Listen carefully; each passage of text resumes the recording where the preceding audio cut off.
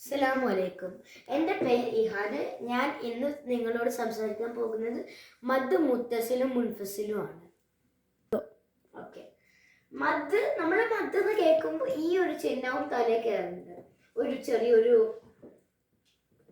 ഒരു 7 പോലെ, പക്ഷെ സൈഡിലേക്ക് തിരിച്ചത്. അപ്പോൾ ആ പദം അലിഫിനും വാവിനും യാവിനും എല്ലാത്തിനും കൂട്ടാൻ പറ്റും.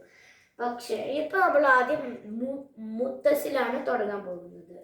മുത്തസില് ഈ അംസ അതേ പദത്തില്, ഇത് ഇമ്പോർട്ടൻ്റ് ആണ്, അതേ വേർഡില് അംസ വരാണെന്നുണ്ടെങ്കിൽ അതേ വേർഡില് വെരി ഇമ്പോർട്ടൻ്റ് ആണ്. ആ വേർഡ് അതേ വേർഡിൽ വരാണെന്നുണ്ടെങ്കിൽ അത് മദ് മുത്തസിലാവും. ഒരു 5 ഹർക്കത്ത് 2.5 സെക്കൻഡ് ഹോൾഡ് ചെയ്യണം.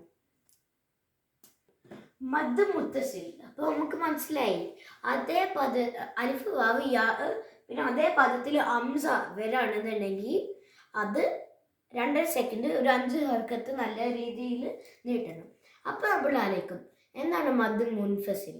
മദ് മുൻഫസിൽ എന്ന് വെച്ചാൽ സെയിം ആണ്, പക്ഷെ ഈ അംസല്ലേ, അംസ അതേ പദത്തിലല്ല, നെക്സ്റ്റ് വേർഡ് അല്ലെങ്കിൽ നെക്സ്റ്റ് പദത്തിലാണ് നമ്മൾ ഈ അംസ വരുന്നത്. അപ്പോൾ മദ് മുൻഫസില് മദ് മുത്തസിലിനേക്കാളും കുറച്ച് കുറക്കണം.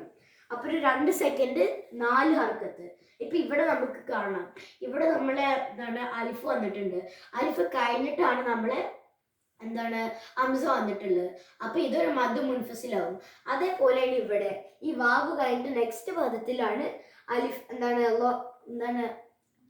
അംസ വരുന്നത്, അംസ. അപ്പോൾ ഇതും മദ് മുൻഫസിലാണ്. അപ്പോൾ നല്ല ഭംഗിയായിട്ട് 4 ഹർക്കത്ത്, അപ്പോൾ 2 സെക്കൻഡ് ഹോൾഡ് ചെയ്യണം. ഓക്കെ, ഇപ്പൊ നമ്മൾ മദ് മുത്തസിലും മുൻഫസിലും പഠിച്ചു. മുൻഫസിലിനേക്കാളും ഒരു 1/2 സെക്കൻഡ്, 1 ഹർക്കത്ത് ഡിഫറൻസ് ഉണ്ട്. അപ്പൊ മദ് മുൻഫസിലാണ് കുറച്ചും കൂടി താഴെ വെക്കുന്നുണ്ട്. ഒന്നും കൂടി പറഞ്ഞുതരാം. അംസം അലിഫ് മദ് ലെറ്റേഴ്സും കൂട്ടി സെയിം പദത്തിൽ വരാണെന്നുണ്ടെങ്കിൽ ഒരു 5 ഹർക്കത്ത് ഹോൾഡ് ചെയ്യും. അപ്പോൾ ഒരു 2.5 സെക്കൻഡ്, ഒരു 2.5 സെക്കൻഡ് ഹോൾഡ് ചെയ്യണം നല്ല ഭംഗിയായിട്ട്. പിന്നെ മദ് മുൻഫസിൽ എന്ന് പറഞ്ഞാൽ അതേപോലെ തന്നെയാണ്, പക്ഷെ അംസ നെക്സ്റ്റ് പദത്തിൽ പോകണം. ഇപ്പോ മദ് ലെറ്റർ കഴിഞ്ഞിട്ട് ഒരു വേർഡ് കഴിഞ്ഞിട്ട് അംസ വരാണെന്നുണ്ടെങ്കിൽ മദ് മുൻഫസിലായി. അപ്പോൾ ഒറ്റ ഡിഫറൻസ് ആണ് മദ് മുത്തസിലും മുൻഫസിലും. മറ്റേ വേർഡിലാവണം അംസ.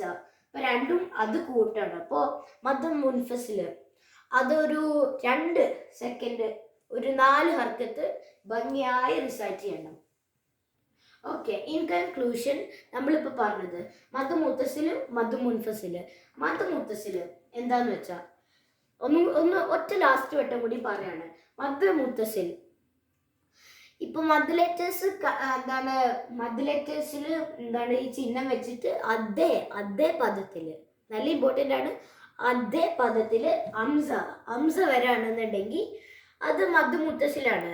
മദ് മുത്തസില് ഒരു 5 ഹർക്കത്ത്, ഒരു 2.5 സെക്കൻഡും ഹോൾഡ് ചെയ്യണം. അതാണ് മദ് മുത്തസിൽ. മദ് മുൻഫസിൽ സെയിം ആണ്.